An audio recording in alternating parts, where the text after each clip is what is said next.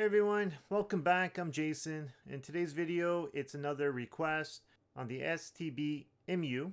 So what I get asked a lot about is how to remove the Keymap. So if you have an older version of the StbEmu, it's a little bit more difficult to remove the Keymap. So in today's video, I'm going to show you how to do it. Okay, first things first, we're going to grab our remote. You're going to open up the app. Now we're going to hit the little menu button right here, the three dashes, and you're going to get this option. So now we got settings. Now we're going to press OK. Now we're going to head down to configure key maps, press OK. So here's the 4 that I have right now.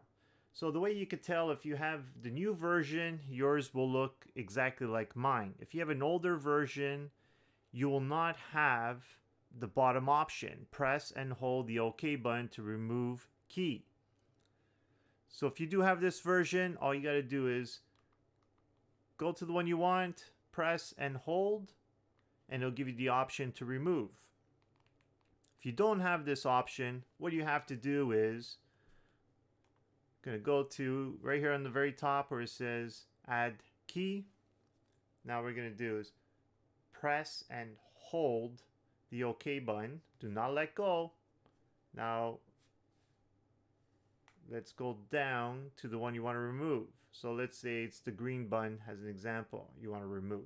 So now let go of the OK button.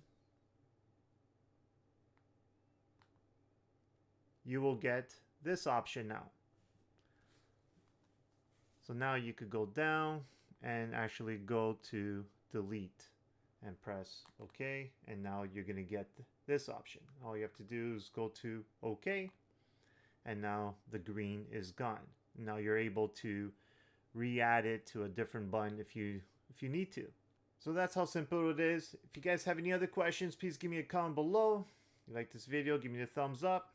Make sure you hit that subscribe button, and like always, thanks for watching and have a great day.